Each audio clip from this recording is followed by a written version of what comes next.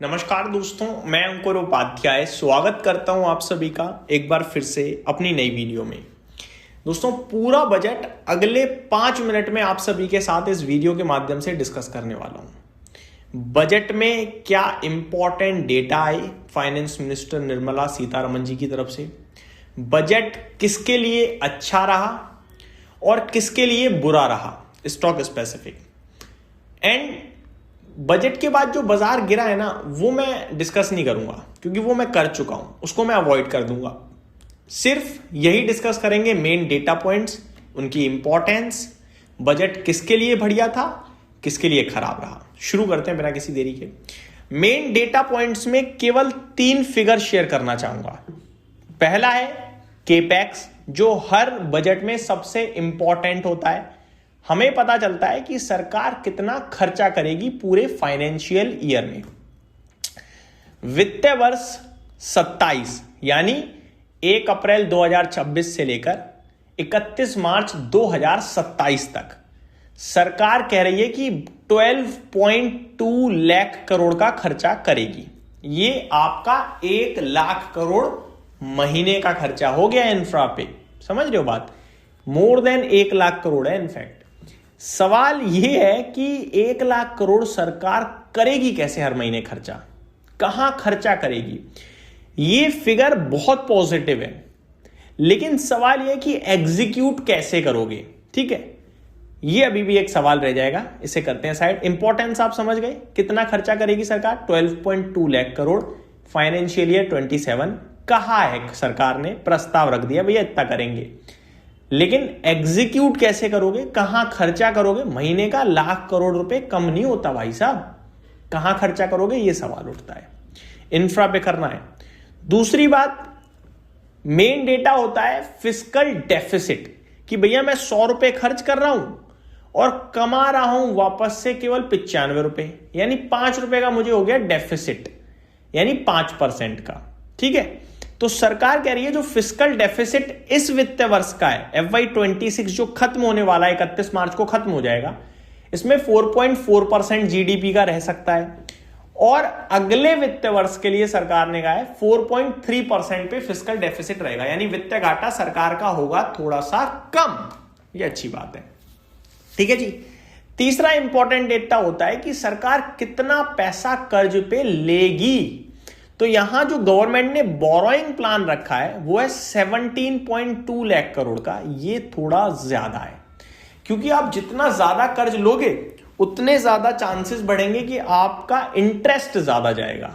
जब इंटरेस्ट ज्यादा जाएगा तो सरकार का मैक्सिमम पैसा तो ब्याज में ही चला गया, और इसी की वजह से मूडी ने कहा है कि ये बोरोइंग ज्यादा है। इंडिया की जो गवर्नमेंट बॉन्ड्स की इंटरेस्ट रेट है वो हाई ही रहेंगे, क्योंकि इन्हें तो पैसा चाहिए ना, सरकार को दिख रहा है क्लियरली, तो हाई रखेंगे, फिर इंटरेस्ट रेट हाई रहने वाला है, यानी कि इंटरेस्ट में सरकार का पैसा ज्यादा जाएगा। देखो, आप ब्याज का पैसा एक तरीके से फालतू ही तो जाता है खर्चा। आपने ईएमआई पे कुछ भी लिया, उसमें जो ब्याज जा रही है वो आपकी जेब से एक्स्ट्रा ही तो जाता है। तो वो ब्याज अगर कम हो जाए तो वो पैसे को आप सही जगह यूटिलाइज कर पाओगे।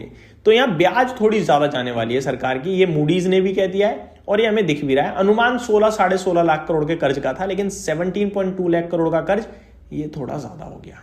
ठीक है जी, तीनों डेटा क्लियर हो गए। अब आगे बढ़ते हैं। पॉजिटिव किसके लिए है? एक है डेटा सेंटर के लिए पॉजिटिव, क्योंकि सरकार कह रही है क्लाउड सर्विसेज दो, टैक्स फ्री रहो, अगले 20 साल तक के लिए स्कीम ओपन है। ठीक है। दूसरा पॉजिटिव है बायो फार्मा के लिए, अगले 5 साल में 10,000 करोड़ का आवंटन अनाउंस करा है सरकार ने। तीसरा पॉजिटिव है मेडिकल टूरिज्म के लिए, सरकार नए हब बनाएगी टूरिज्म मैन्युफैक्चरिंग के लिए। ठीक है, सॉरी, मेडिकल टूरिज्म से रिलेटेड। टेक्सटाइल के लिए पॉजिटिव है, सरकार 3 बड़े, मैं एग्जैक्टली आपके साथ शेयर करना चाहूंगा कि 3 है या क्या है, 5 है, क्योंकि वो थोड़ा सा, हाँ जी, government will make big textile parks. तो इसमें कोई फिगर नहीं है, लेकिन बड़े बड़े टेक्सटाइल पार्क्स बनाएगी, यानी कि लेबर इंटेंसिव मार्केट पे सरकार का फोकस है और गवर्नमेंट टेक्सटाइल पे फोकस करेगी। रोजगार आएगा लोगों के पास और टेक्सटाइल इंडस्ट्री को भी बूस्ट मिलेगा, क्योंकि टैरिफ के बाद काफी परेशानी में रही है। अगला है दोस्तों केमिकल हब। तो सिमिलरली 3 केमिकल पार्क्स भी बनेंगे, ताकि हमारा जो इंपोर्ट होता है केमिकल दूसरे देशों से, उस पर डिपेंडेंसी हमारी कम हो। पॉजिटिव है। केमिकल क्षेत्र बड़े समय से परेशान भी था। अगला है रेयर अर्थ मिनरल्स। दोस्तों रेयर अर्थ मिनरल्स को सपोर्ट तो नहीं कहूंगा, रेयर अर्थ मिनरल्स की जरूरत है देश में बहुत ज्यादा, दुनिया में बहुत ज्यादा, और इसके लिए जितनी भी रेयर अर्थ रिच स्टेट्स हैं उन सब के बीच में एक कॉरिडोर बनाया जाएगा एक। तो ये एक बड़ा फोकस रहने वाला है सरकार का। अगला पॉजिटिव है रेलवे के लिए, डिफेंस के लिए, इनके लिए तो है ही है। रेलवे में 7 हाई स्पीड रेलवे कॉरिडोर बनेंगे। अनाउंसमेंट हुई है जगह की भी प्रॉपर, वो अभी मेरे पास डेटा नहीं है, बट मैं आपको होगा तो डिस्कस कर दूंगा। अगला है 20 वाटरवेज सरकार बनाने जा रही है अगले 5 साल में। 20 वाटरवेज, 20 तो वाटर ट्रीटमेंट कंपनियां जिन पे मैं हमेशा बुलिश रहता हूं वो भी फोकस में आ जाएंगी ऑटोमेटिकली। डिफेंस पे एक बार फिर बजट एलोकेशन बढ़ गया है, जिसकी वजह से ड्रोन कंपनियां जैसे Zentech, Idea Forge, HAL, BDL, BEL ये तो रहती हैं रडार पे। सोलार इंडस्ट्रीज, प्रीमियर एक्सप्लोजिव्स, ये कुछ स्टॉक्स हैं जो एक्शन में रहेंगे इसी की वजह से। इन सब के लिए था पॉजिटिव। नेगेटिव किसके लिए है? एक चीज केवल।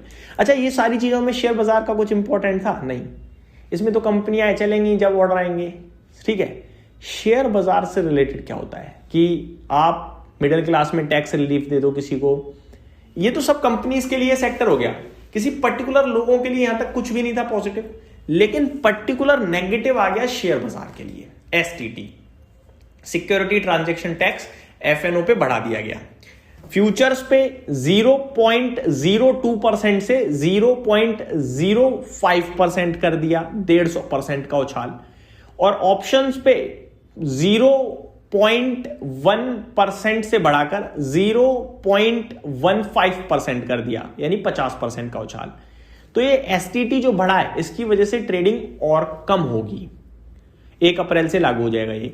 अब अगर ट्रेडिंग कम होगी तो किसे नुकसान होगा? सबसे पहले तो ब्रोकर को होगा। तो angel one, share India securities, Nuvama wealth management या A से लेकर Z तक जो ब्रोकर्स हैं उनके लिए परेशानी का विषय है। ब्रोकर्स के पास ब्रोकिंग कम आएगी, ट्रेड कम लगेगा तो एक्सचेंज को भी नुकसान होगा। एक्सचेंज BSE लिस्टेड है तो उसको भी दिक्कत है, ठीक है। तो ये सारे स्टॉक्स हैं। CDSL शेयर मार्केट कैपिटल जो स्टॉक्स हैं वो गिरे तो वो भी गिर गया, लेकिन एक्चुअली में CDSL के लिए ये पॉजिटिव है, क्योंकि CDSL कोई ट्रेडिंग स्टॉक नहीं है, वो डेपोजिटरी है। जितना आप कैश मार्केट में काम करोगे उतना उसके लिए पॉजिटिव। लेकिन कुछ लोग ये भी कह रहे हैं कि FIs कैश मार्केट से तो जा ही चुके हैं, अब ट्रेडिंग से भी चले ही जाएंगे। बट CDSL के लिए मेरे को लगता है ये सारी चीजें पॉजिटिव है। तो ये पूरा का पूरा बजट था जो मैंने आपके साथ 8 मिनट में डिस्कस किया है, A से Z तक। इससे ज्यादा बजट में कुछ भी नहीं था। अब हाँ, इनसे रिलेटेड स्टॉक स्पेसिफिक आप जानना चाहते हो तो वो किसी दिन जब बाजार बंद होगा मैं शेयर कर दूंगा, प्रॉपर लिखा हुआ है मेरे पास। Thank you so much for watching this video. Have a great day guys.